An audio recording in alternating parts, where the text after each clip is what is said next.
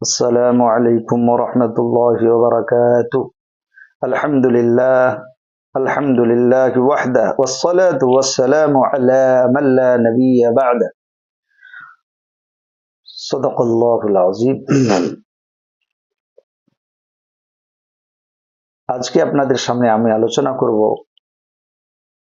অনেক মানুষই আমাকে বলে, হুজুর, স্বামী আমার বিদেশে থাকে, ছেলে আমার বাইরে পড়াশোনা করে, ছেলে কাজে গেছে, অনেক দূরে থাকে, তো তার স্বামীকে কি করে আমরা কি করব?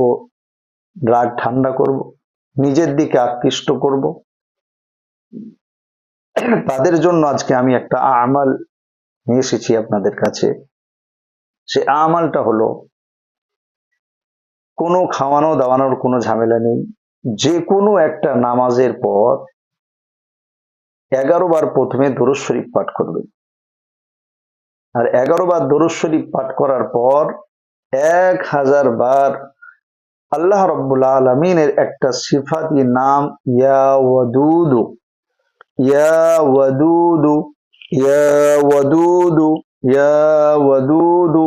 যদি ছেলে বাইরে থাকে, স্বামী যদি বাইরে থাকে, স্ত্রী যদি বাইরে থাকে, যে কোনো মনের মানুষকে নিজের দিকে আকৃষ্ট করার জন্য তিনাকে তাসাব্বুর করে, যদি আপনি চেনেন তাহলে তো আপনার জেহেনের মধ্যে ওনার চেহারাটা অন্তরের মধ্যে আছে, যদি না চেনেন তাহলে তার ছবিটা সামনে রেখে দিয়ে আর ধ্যান করে তার উদ্দেশ্যে 1000 বার ইয়া ওয়াদুদু পড়ার পর শেষে আবার 11 বার দরুদ শরীফ পড়ে একটা বোতলের মধ্যে পানি রেখে সেই পানিতে ফু দিয়ে দেন, দম করে নেন। দম এমন ভাবে করবেন যেন মুখের থুথু করে দিয়ে দিবেন।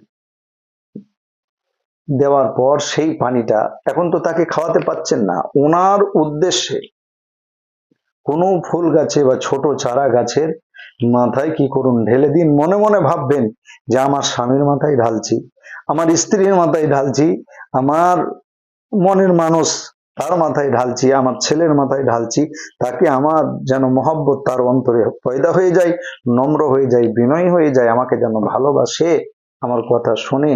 এই উদ্দেশ্য করে ফল গাছের উপর বা ফুল গাছের উপর ঢালবেন।